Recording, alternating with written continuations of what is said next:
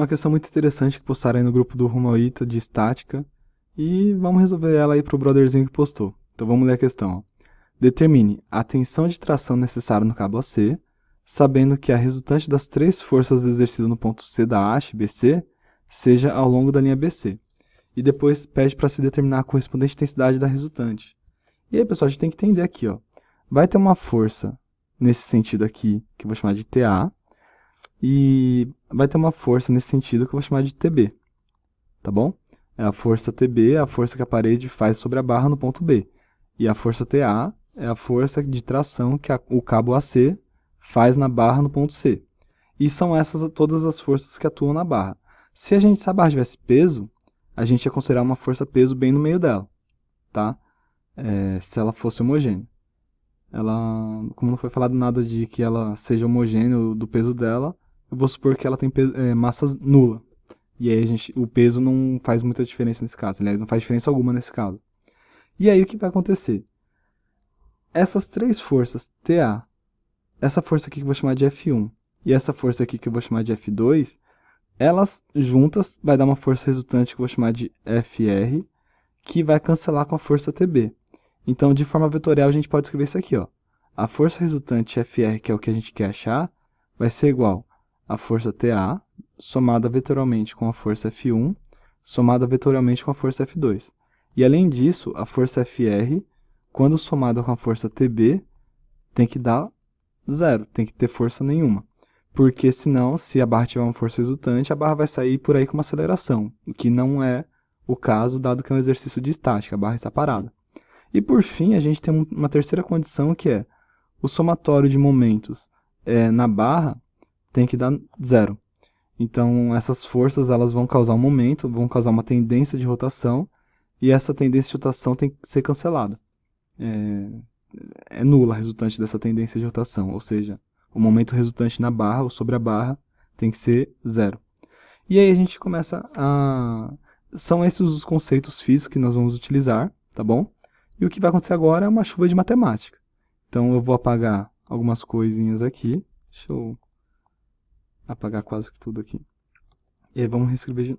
Não apaguei nada, né? Vamos apagar aqui no braço mesmo. Então, estamos com a questão de novo zerada aqui. E a gente vai restabelecer alguns conceitos matemáticos. O primeiro conceito é que o ângulo de um triângulo, a soma dos ângulos de um triângulo vale 180 graus. Então, se você faz 65 graus mais 35 graus mais o ângulo C que nós vamos determinar aqui, isso tem que dar 180 graus. Consequentemente, esses dois valores aqui vai ser 100 graus, mais o valor do ângulo C, que eu não sei quanto que vale, vai ser 180 graus. Se você passar esse 100 para o lado de lá, você vai ter que C é igual a 180 graus menos 100 graus, que vai dar 80 graus. E aí, esse ângulo aqui vai ser 80 graus. Vou apagar aqui de novo. Se você não printou, volta o vídeo aí e printa, sei lá. Se quiser também, se não quiser, não printe. E aí, outro conceito. Se você tem duas retas paralelas, então R e S, dado que R é paralelo a S, se tem uma força transversal aqui no meio, esse ângulo agudo aqui vai ser igual a esse ângulo agudo aqui. Consequentemente, o ângulo obtuso beta vai ser igual ao ângulo obtuso beta. E aí você sabe que alfa mais beta vai resultar em 180 graus, dado que eles são ângulos suplementares. Eles são ângulos de uma reta. E esse conceito permite a gente achar esse ângulo de 35 graus aqui. Esse ângulo de 35 é devido a esse 35 interno, dado que isso daqui, isso e isso representa duas paralelas sendo cortada por uma transversal, que é a transversal BC. Então esse ângulo aqui vai ser... Deixa eu escrever na mesma cor que o outro ângulo, né, para ficar bonitinho. Aqui vai ser 35 graus.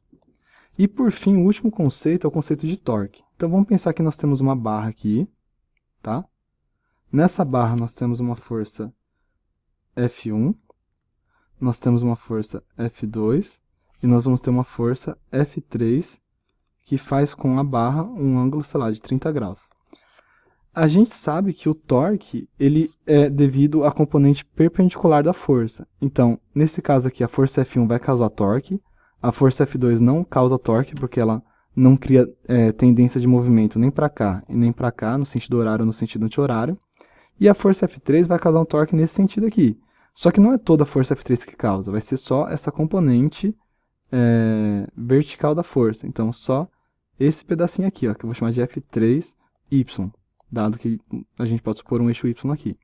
Fechado?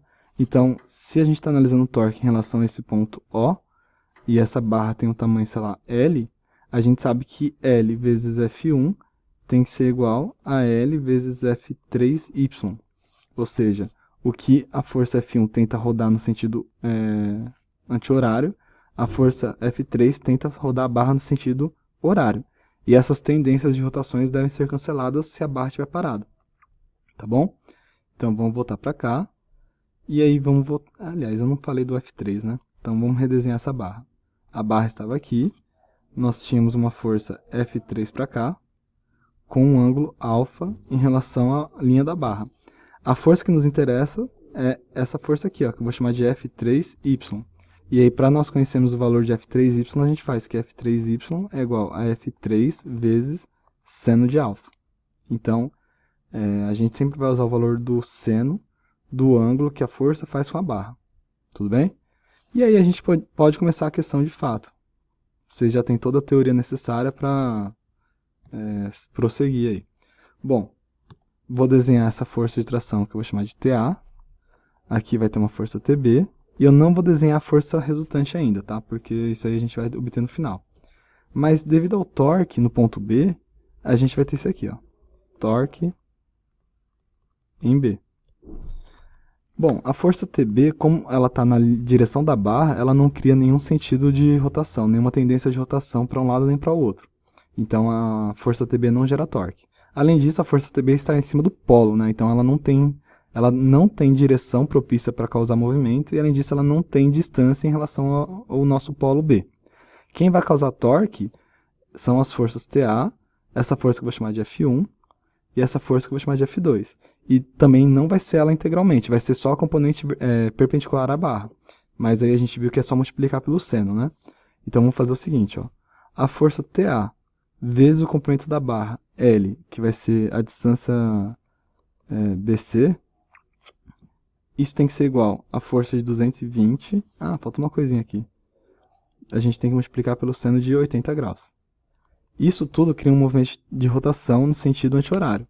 Essas outras duas forças criam um movimento de rotação no sentido horário, que deve cancelar a tendência no sentido anti-horário. Então, a gente fala que tudo que a barra tende a girar para um lado, vai ser o que a barra tende a girar para o outro. E para girar para o outro lado, vai ser 220 vezes o próprio L, que é o tamanho da barra, vezes seno de 35.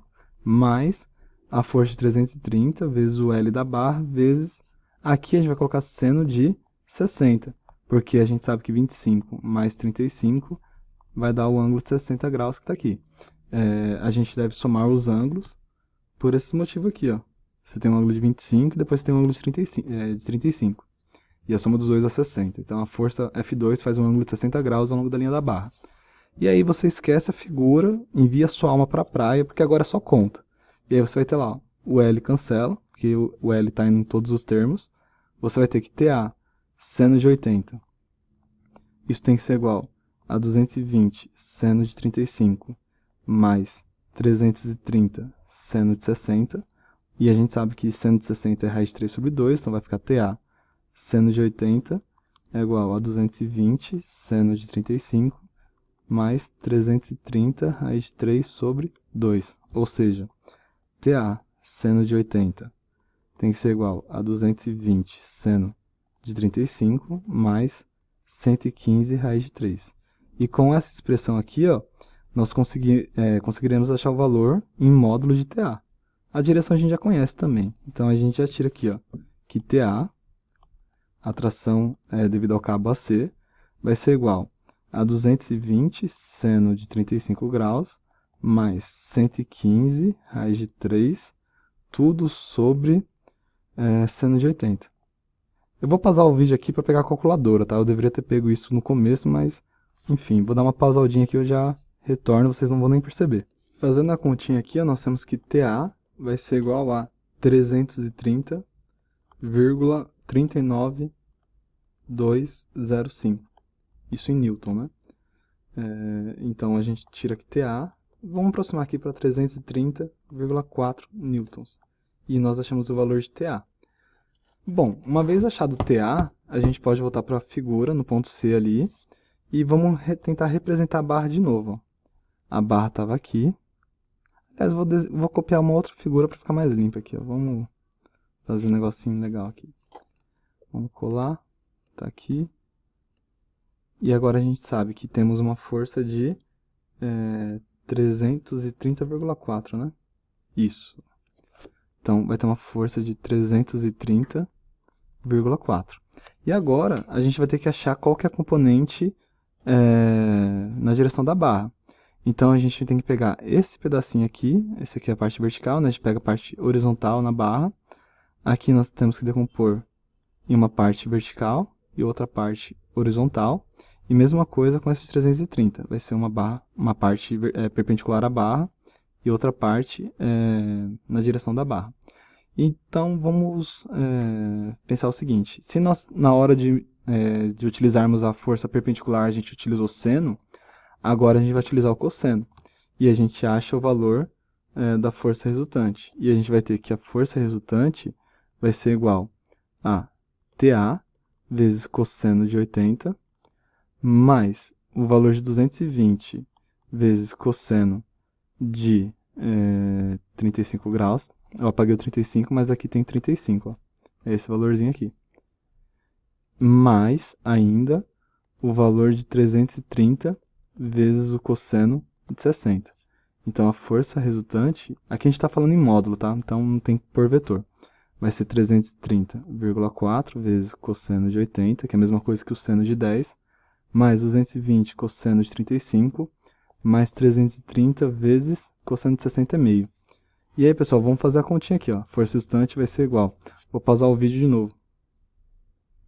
Bom, eu acabei pausando, mas não fiz conta nenhuma. Então vai ficar 330,4 vezes o cosseno de 80 graus. Isso aqui, ó, só esse terminho aqui, vai fazendo para você conferir.